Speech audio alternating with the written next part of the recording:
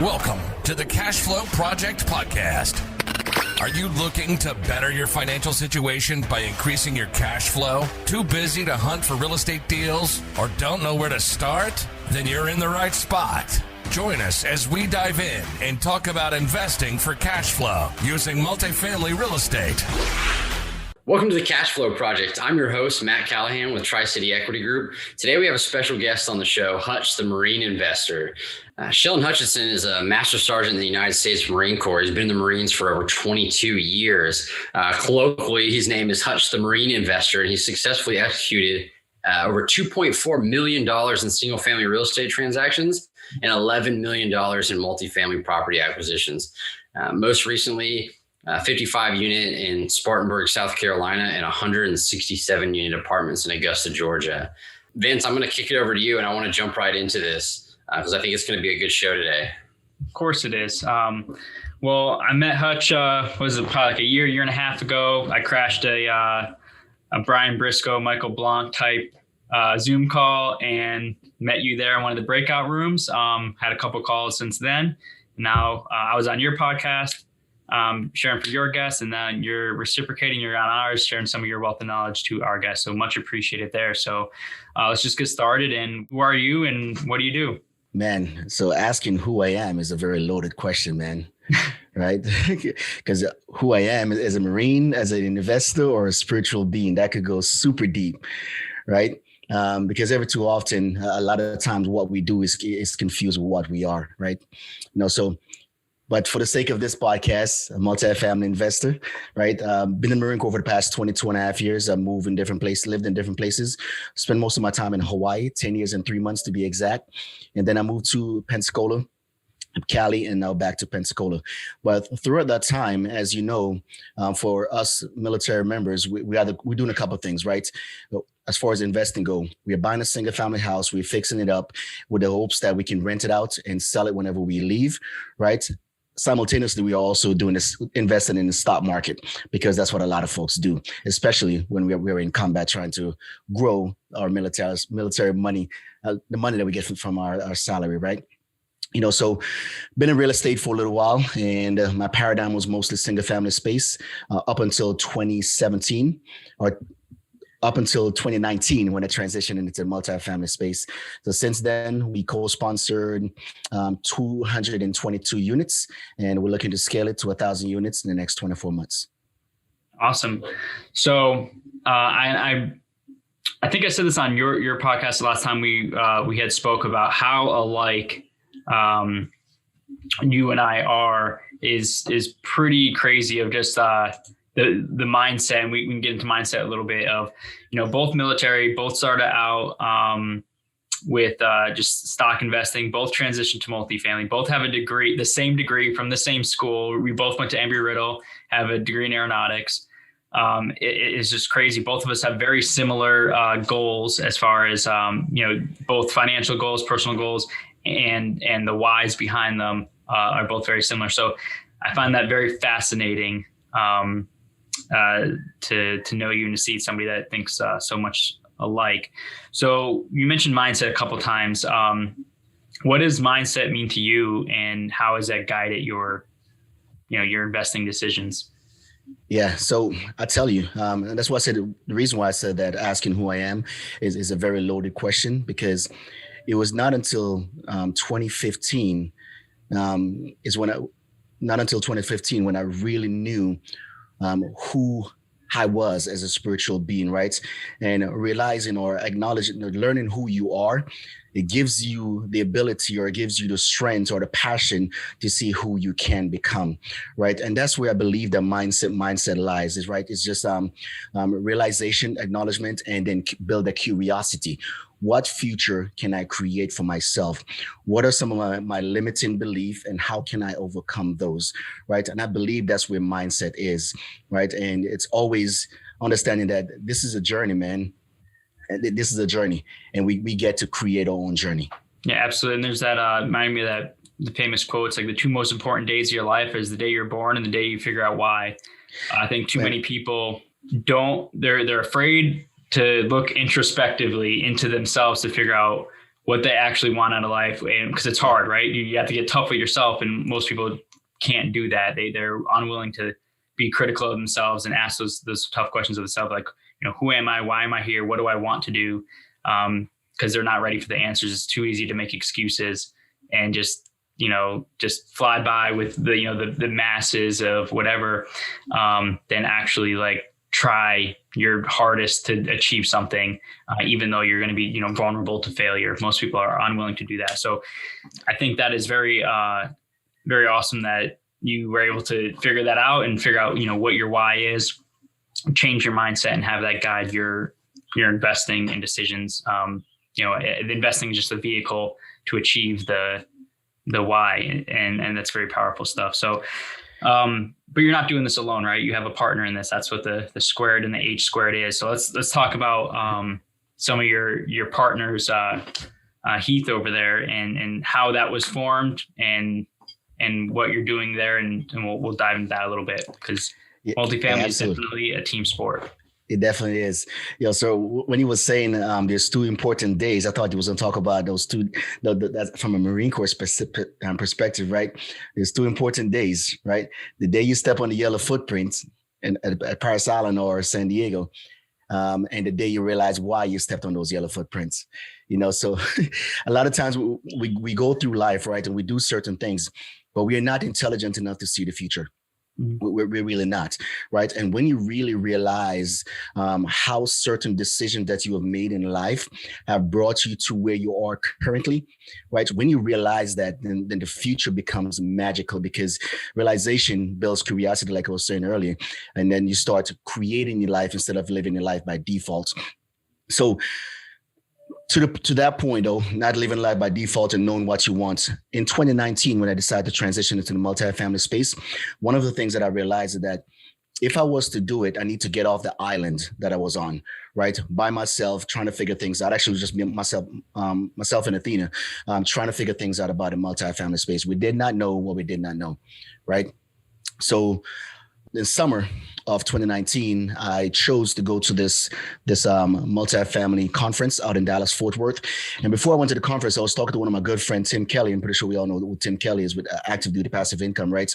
And Tim was asking, Hutch, why are you going to this conference?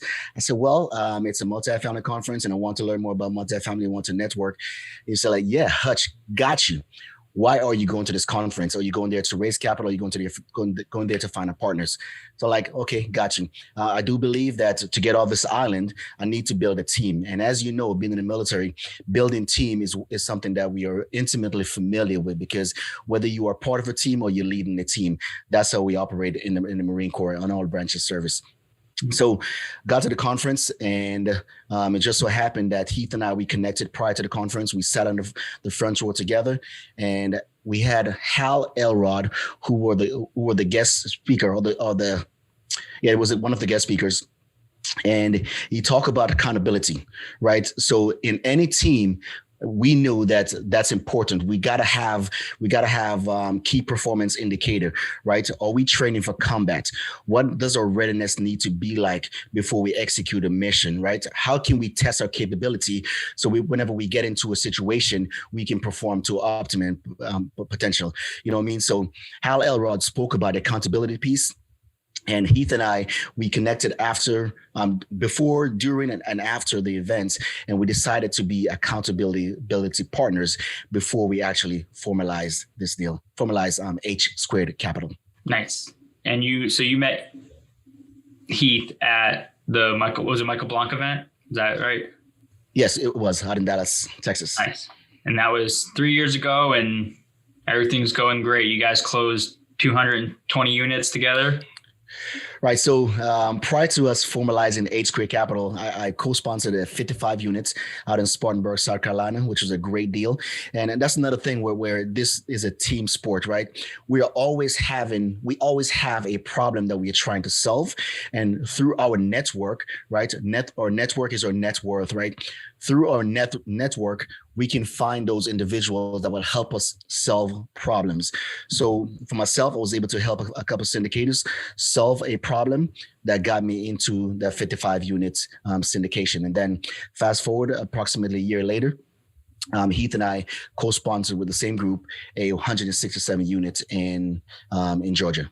That's incredibly fast. I didn't want to interrupt earlier, but you were talking about get off the island, and was all having lived in Hawaii. At first, I was thinking about like, oh, I've got to get off. I've got to get off the island. I'm literally getting off the island in 2 weeks. Well, so that's exactly what I was thinking. I was thinking like, he's saying get off the island. Vince has just made the decision to leave the military to pursue real estate full time. He's literally getting off the island, and then you guys rolled right into it. I was like, taking massive action. Just what you've done in 2.5 years is pretty insane. And it all comes from that taking massive action, changing your mindset, deciding what you're going to do. You set your sights on it and you just went after it. So literally getting off the island. Yeah. So getting off the island is a really big deal, because a lot of folks, especially in real estate, right? Especially if you're coming from a single family space and you're hoping to scale, right? In the single family space, a lot of folks, they're used to owning everything. Right. So in the multifamily space, Ethan and I, we look at this as a couple different watermelon. Each apartment complex is a really big watermelon. Mm-hmm. And all we need is one slice. So we can have a small grape, or we can have one slice of that watermelon. And you keep getting slices of watermelon, and before you know it, you have one big watermelon, right? And the journey, you would have learned so much during that process. You have created so much relationship. And it's all about growing out of that scarcity mindset of, I have to control everything, right? Mm-hmm. So getting off the island and mingle with others. Yeah. And I think that's a recurring theme too, with like everyone that we talk to that has any success is, they would rather have 10% of a watermelon than 100% of a grape. Get off the island. Just being like a Hawaii-based group, I already know. Like, dude, this is the title of the episode. Like, get off the island now. Yeah, don't get it twisted. I'm trying to go back to Hawaii. and that's a part of Hawaii because Hawaii. Yeah, because my wife, she was born and raised in Molokai, which is one of the smaller Hawaiian islands, right? Yep. And she's followed me around the country, for the past, several years. I was talking about it before the show. This past December, we had been married for 19 years. You know what I mean? So she followed me to Florida, to California, and back to Florida, right? With the idea that at some point we would go back to Hawaii. So what comes with that? We all know Hawaii is expensive, right? And that's the idea of, look, if I know where we want to go, it's really up to us to create the situation to where that is possible, right? Creating the future. And I heard Michael Blanc said this, that the planning is going into the future, bringing it into the present, and then doing something about it, right? So if we're not living a life like by default, the things that we want to accomplish and the greatness we want to create for our family and generation to come, it's limitless. Absolutely. Yeah. And you've probably been doing... Oh, go ahead, Vince. No, I was just going to ask, so when you eventually come back to Hawaii, are you coming back with the plan on being a passive investor or still an active sponsor? Yeah, so right now, the goal is 2026, move to Hawaii. At least that's what the goal is, right? So yes, we all want to get to the I quadrant. We're all familiar with the cash flow quadrant, right? And as we get older, I'm 41 years old right now, and by the time I get to Hawaii, I'll be 46, 47 years old, right? So the idea is to be a passive investor. Now, you're doing events. It's challenging, but not impossible, right? And after retiring from the Marine Corps, my kids most of my kids will be out of the house. I think I will have one kid left in the house. My two oldest will be off to college, so I have the luxury of traveling a lot more. Athena can travel with me wherever we go to look at properties, to walk properties, to meet with brokers, so on and so forth. So moving to Hawaii should not limit us continue being in an active space if we're not at the place to do completely passive. But getting into the I quadrant as a passive investor is the ultimate goal. Yeah, absolutely. And that's what I try to tell people too, because there's like this kind of romanticism about being a sponsor and all that. And I'm like, yeah, it is cool, right? You get to, get your equity into bigger deals that you wouldn't have been able to do on your own, for sure. But it's a lot of work, and it's a lot of work for, the sweat equity slice of that pie. is a lot smaller than what people think it is, especially doing like normal splits, 70-30 splits and stuff like that. Like 70-30 split, then splitting the 30%, 3-4 ways, like you're getting that tiny slice of watermelon, right? Which is still a slice, but like you're not necessarily retiring off that. So like for me, like I try to tell people, I'm going to do a lot of work now. Like I'm going to just hustle for the next 5, 6, 7 years. But my end goal is to be a passive investor, is to be like a lifelong passive investor. I just need to build that equity up first, do a bunch of these deals. And as they start transitioning out and I start exiting them, then take that and then just give it to like my friends who are still sponsors that like doing that stuff. And I'm saying I love doing it, but it's not something I want to do forever. I want to be able to travel and have the time. But yeah, my goal is if I want to move back to Hawaii or wherever I want to move, but to be a passive investor, I just need to work hard to get there. Yeah, absolutely, man. So work hard. I like to say work hard, right? Because as in the Army, Air Force, we all can attest to this, right? As a junior Marine, as a junior soldier, a junior airman, right? Are you officer? I am. Okay. Gotcha. Anyway, I didn't used to be though. As a junior officer, junior enlisted, right? We understand that in the early stage of our career, we freaking grind, right? We have to be laser focused on getting those qualifications, doing the things we need to do so we can elevate through the ranks, right? Now, as you become a commander, right? Your commander, you get to walk around, meet with the troops, right? As a maintenance chief, I get to walk around, talk to my staff and CEO, so on and so forth, right? So now I get to create more balance.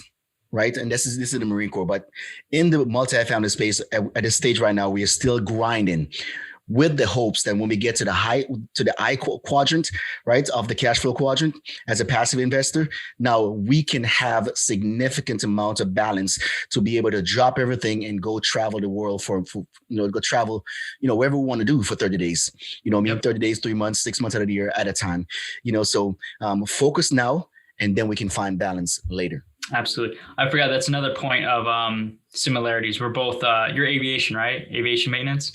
Yes, sir. I am also aviation maintenance. So we're like twins, pretty much. I just came from the aviation brigade. Yeah. So I wanted to say, I'm going to kind of tee this up for Vince a little bit. He does a lot with like vision boards and goal setting. And for the last probably 22 years in the Marine Corps, you've been doing this. We backwards plan. So it helps that you're getting very specific. Like, you want to move back to Hawaii. You can even drill it down. Maybe you want a 4-bedroom, 3-bath house. Maybe you want it on the water. Maybe you want mountain views. And so that you can take that very specific goal, figure out what it's going to take to live that lifestyle you want, and then backwards plan to figure out the work that you need to do today. It's just like, a skill that you've been honing before you even got into real estate, probably, that you've just found totally applicable to what you're doing now. Yeah, absolutely. And it's really good when you have a synergy in your team, right? So a lot of folks, when we think about team, sometimes we don't think about the team within our household, right? So right now, Athena, her vision about what her future look like it's freaking bold. It wakes her up every morning, right? And it wakes me up too, right? Because I am a big part of that vision, right? So she had the vision of actually having a helicopter pad on our property in Hawaii, right? Overlooking the beach. Love it. Tens of acres of land, right? So her vision is huge. You know what I mean? So when you have a team that have synergy and also have a big audacious goal for the future, I'm telling you, man, the dreaming or the clarity that we're trying to create of the future is super exciting. So you're right. To your point, backward planning is super important. Now, I really wish I knew that I didn't have to live my life by default, my personal life. See, we plan in the military, right? But how much planning? Some birds in the background. How much planning do we actually do? Like meticulous planning do we actually do for our life? That's financing, right? And where do we want to live? And what kind of future we want to create for our kids and grandkids? How often do we do that? I can open up my window too and hear all the birds from Hawaii birds. They can talk to each other. Okay. There you go. I'm just joking. It'll be chickens, obviously. It's wild chickens.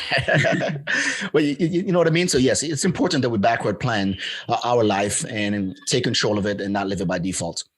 Yeah, I 100% agree.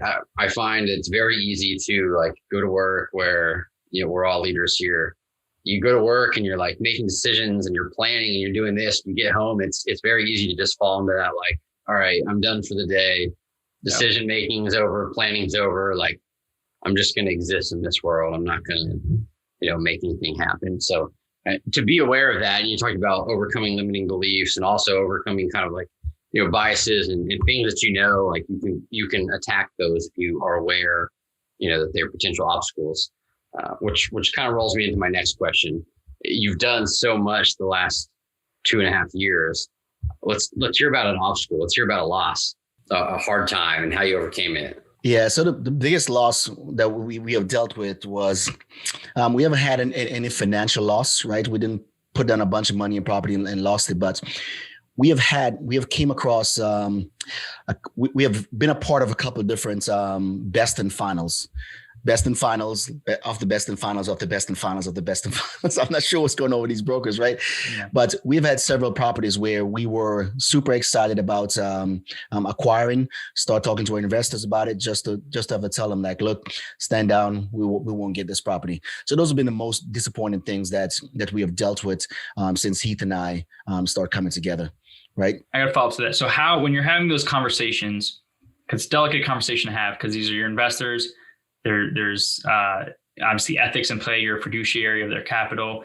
So how are you having that conversation to show them to keep that relationship good and frame it to where, like, look, this was the best decision for all of us. Either you backed out during inspection, or maybe you didn't get to the final deal. Like, what do those conversations look like? Because that's always something like I got to show them that, like, look, we're being 100% transparent. I'm going to show you everything I know. I'm going to be very ethical about the way we make decisions, and I'm going to, hold the role of fiduciary very, very high in my decision making, so they know and they can trust me that I have their best interest in mind. But then also balance that with, like, this is the third deal in a row that we've haven't gone through on. And they might just get like, well, these guys aren't, performing, or my money's burning a hole in my pocket. I'm going to go over here and invest with this other team. So how do you balancing that kind of conversation that these things happen? Yeah, maybe that's something that we should be concerned about. But maybe Heath and I, maybe our mindset is way too abundant, but we educate our investors like, look, our deal might not be the best deal for you. Right. And I'm pretty sure, like you guys do, record all the conversation so you can go back and watch it. So whenever you present a deal to an investor, it's the deal that meets their investment criteria. Does that make sense? Yep. So we're not, I wouldn't say afraid. We're not worried about an investor investing with somebody else. Actually, we would encourage them to do so if that deal is the best deal for them. You know what I mean? But, to your point, it's really important that we keep them up to date on what we're doing so they are aware that we still keep maintaining that traction. And these are for the more sophisticated investors, right? There's a lot of folks that talk to us that want to invest, right? But they're also talking to you, they're talking to Brian, they're talking to a whole bunch of different other folks, right? And once those deals present themselves, then those individuals will invest, whether they're looking for just investment experience as a GP or investment experience as an LP. You know what I mean? So one of the things that Heath and I are committed to is creating relationship. We believe that when someone invests with you is a direct results of the relationship that you create. So we focus on building a relationship. And if they choose to invest with somebody else, got it, that's their prerogative. But if they want to wait on us, then we know that the relationship we have created have a solid foundation. No, that's awesome. Yeah. I'm looking at these questions here, and I think that we've kind of, we've covered the boring ones. So I'm curious, Hutch, if you could start talking to yourself, or I guess better way to word it, when you have junior Marines, come to your unit, how are you educating them financially, or do the Marines have someone that does that? I know Vince sometimes teaches some classes within the Air Force. Yeah, the command financial specialist is what they're called. Yeah. So, man, this is a very tricky one, right? Because it really depends on who you're speaking to. right? So for some leaders, and I mentioned this on a podcast recently, and I actually had Heath remove it, right? Because it is a concern that if the Marines are doing significantly well financially, that will have an adverse effect on their instant obedience to orders. But I strongly believe that's the opposite. Because when you have someone who is enlightened and understand that my performance, right, or my investment capital is a direct result of my promotion, my bonuses, so on and so forth. When they have that kind of mindset, right, or shift in paradigm, then it makes them more valuable to you, right? If their finances are secured or solid, then they can focus more at work. Look, in the Marine Corps, over 70% of first-term Marines have to get out. It's just the way our men in the structure. Does that make sense? So we always want to. For me, it's important to me whenever those Marines leave the Marine Corps, that they go out in public and they are a better citizen. Because believe it or not, those Marines that exit the Marine Corps, they are our best recruiter, not the recruiters that we have on the street. It's people that can talk about their firsthand experience, right? Here's what my staffing CO was like. Here's what my team was like. Here's what my command was like. And here is what is the result of the investment that they made in me, the time, knowledge, the encouragement, so on and so forth. I believe that we should do that. Now, even if it's just investing in your TSP and grow your nest egg and invite and educate them about some kind of alternative investment that they can use to grow their wealth in the future. It's important, but that would require us as staff and COs, us as junior grade, mid-grade, senior officers, required us to actually educate ourselves and the possibilities of growing wealth in the Marine Corps and also outside of the Marine Corps. I'm going to a unit on the West Coast, and I am super excited for the culture that we're going to be able to create within that unit. I am super pumped about it. Yeah. I was just thinking of that question because what we're just talking about is, people don't want to invest with you. That's fine because you want to make sure that they're investing through their criteria. And I was just thinking, being an advocate for doing any investing, like I'll tell junior soldiers all the time, like just do something with your money. Don't spend it on the 30% brand new Camaro. Yeah.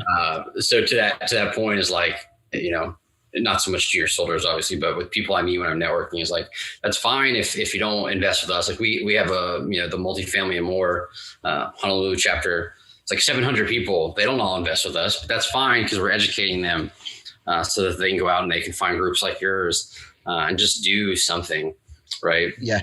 So one of the things I'd like to say that is it's a very fine line, right? Because as you know, as a senior enlisted, as an officer, there's a fine line between doing business, right? And there's a fine line that we cannot cross because of maintaining good order and discipline, especially in the command, right? So us as leaders have to be cautious about the type of conversation that we have with our junior Marines and sailors and Army sailmen, airmen, that is not misconstrued as a invitation to work with us, because that cannot happen. I just wanted to say that, right? So education without solicitation. Yeah, absolutely. And I almost think, I was just gonna say, I almost think that makes us more approachable. Like I've been the real estate guy in my unit because I can just give out free information. Like there's no expectation I'm not trying to get soldiers to give me their money. I just want them to know, like, hey, you get that paycheck on the 1st and the 15th. You don't have to spend your entire paycheck. Because when I was a private, that's what I did. I was like paycheck to paycheck because no one told me what to do with my money. I was like, well, I know I'm going to get paid on the 15th. So I have 15 days to spend what I got on the 1st. I didn't know really the options. So that's good. Vince, you were going to say something.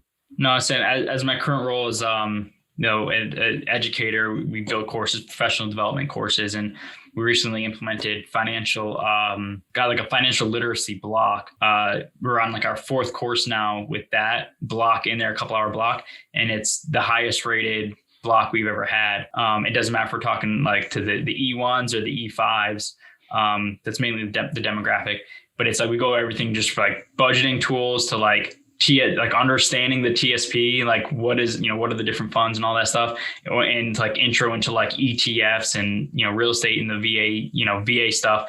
But we keep it very sanitized, no solicitation, but it's they crave it, right? We want to know this information. So it's out there. They want it. That I'm seeing is a lot of the junior enlisted wants this information. They're eating it up. And hopefully they make good financial decisions of it. And for the Air Force, our managing's a little differently. It's doing 20 years is pretty much the standard for a lot of people. Is like that's their goal, is to do 20 years. Whether it actually happens or not is different. But a lot of that comes from we used to come from the scarcity mindset of like, well, we can't get them too educated. We can't get them too financially independent. So they won't listen to us, right? They won't follow orders. And I. Like you said, Hutch, like the exact opposite. It's like I'm of the mindset of like, train them so good that they can leave, but treat them so well that they want to stay. Man, because for me, like I see so many people getting like, the military in general, from other branches I see as well, like just the talent that just leaves just because, either they're not treated well as what they thought it would, or they're just not being challenged enough, or whatever it is. Like, man, we should do a little bit better there of just, training them so well, getting them financially set, and obviously, they're proficient at their task as well. But there's something and it's showing in the last couple of courses that we've taught of eating those blocks up. Like I said, there's not even a close second when we do our feedbacks and our ratings of those blocks. So no, it's really good to see that so that our airmen are, eating that stuff up, and they're going to be better for it. What's that old argument about, like, some people say, well, what if we put all this time, effort, and money into our people and they leave? And like, well, what if we don't and they stay? Exactly. That's made me think of. And then the second thing you're talking about, and why that's probably the highest rated block. I worked in finance in college, and people find it boring. Like, people aren't interested in money, but the second you show them, how they can grow their money and make it larger, like suddenly they take interest. Yeah. And no one's interested. A couple, calculators up on the screen of like, this amount of investment with this amount of compounding interest return. It's like, a couple of big numbers, $4 million. And it's like, whoa, I'm going to start paying attention. Yeah. Maybe I don't need to spend $6 a day on, I don't know what cigarettes cost. I don't smoke, but whatever, because a couple habits. But Hutch, we want to honor your time. So we're getting here close to the end. And what we like to do is shoot off a fire round. I'm just going to ask you some questions, not really related to real estate, and whatever comes to mind, you hit us with it. Sound good? All right. What is the best book that you recommend other than Rich Dad Poor Dad? Got you. It's a cash flow project either. Let's take those off the table. Got you. No, I think I already said the 7 Habits of Highly Effective People, but I would double down on that book. I think Stephen Covey did a great job with covering a holistic nature of a spiritual being, right? It makes you a better father, better brother, better sister, better parent, a better coworker, just all around. It's a great book. And, earlier I was talking about, who I am, right? In 2015 is when I first read that book, and there's this quote that stuck out with me. It's a quote by Viktor Frankl. It said, between stimulus and response, there's space. And in the space, you have the freedom to choose your response. In your response lies your happiness and your growth, right? So knowing that, you control you, and not any kind of external factor, right? You control you, because things is going to happen out of your control, right? But the things that you have control of is you and your reaction. I try to tell my son that almost daily. So one more point of me and Hutch being twins. So I was on a podcast yesterday, Pillars of Wealth by Todd Dexheimer. The book I said was 7 Habits of Highly Effective People. The book review I did for Honolulu Multifamily and More's newsletter was 7 Habits of Highly Effective People this week. So outstanding book. Definitely get it. It's one of the foundation. I probably gifted that book more than almost any other book. There's Think and Grow Rich and How to Win Friends and Influence People. Those 3 books, are my top 3 gifted books. Any E4, I give that book to E4s religiously, like, because they're at the point where they're, they got their 5 level, they're proficient, and now they're like, now you got to start working on like yourself and your growth. So E4, E5 range, that book, The 7 Habits of Highly Effective People, will set you on an entirely different trajectory of your life. And that's the book that set me on entirely different trajectory, was that book. I got that book handed to me when I was in E5, just when I saw it on. Look at me now. So now we gotta, yeah, man. You can tell whenever like the signs of a good podcast guest is my fire round. Like we've made it one question. We just keep talking. It always happens this way. Okay. Fire round question number 2. What is your superpower? My superpower is creating relationships. I love people, man. I truly, genuinely love people. But prior to 2015, I knew that, but I did not know how to communicate that, right? So now every spiritual being that I come in contact with, we're family, right? We brothers, sister, we cousins, we uncle. You're my uncle. You know what I mean? And this usually had to do with the level of respect and the level of value added to myself and others. So creating relationship, that's what I really do enjoy. That I love people. Yeah, and that's we've been talking the whole time. That's a moneymaker, and multifamily is building teams, meeting people. Right. All right. What is the biggest lesson that you've learned over your career, military or investing? Know how to lead yourself before you can lead others. Right. Okay. In 2015, how I got in a position to read that book is because I was reassigned to another unit, right? And that gave me the opportunity to learn who I am. And I actually came back to the previous unit, completely different person, right? You would not be able to identify or recognize my communication level, my character, who I was, before I left, right? Completely different spiritual being, right? Because I knew now that I have the power to lead myself. That's awesome in the book, right? The private victory, it's in there, the first couple chapters. Yes, sir. All right, the last one here, we're gonna switch it up just a hair, but for the busy working professional or for the junior soldier, Marine, airman, what advice would you give if they're working towards financial freedom? Advice, tips. What would you tell them? Yeah, so you have to know where you're going, right? And begin with the end in mind. There's a certain book. The end in mind. Can I just say that? And that is how transformational that book is, right? Because when you look at it, it ties into all facets of life, right? So if you know where you're going, then you can figure out a roadmap to get there, right? Just like us, if we go into the chow hall, right? Think about being back in boot camp. And if you're marching in a formation, right, at some point, you have to pivot, change direction to get to one point, right? So if you know where you're going, then you can establish that roadmap. So begin with the end in mind. Absolutely. And that's for anyone, a passive investor. One of the things we talk about to a passive investor is we want to identify what is their risk tolerance and what's their risk capacity, because we don't want a guy or gal to invest their last $50,000 with us and not being able to pay their bills if they get laid off. You get what I'm saying? If a junior Marine, sailor, airman, Coast Guard, soldier, is getting out of the Marine Corps or just getting out of the military in the next 4 to 5 years, what will it take for them to be successful as a civilian, right? When they know that, then you're able to back plan, right? I need to get promoted on time to this rank so I can save this much amount, or I can invest this amount so I can meet that goal within 5 years.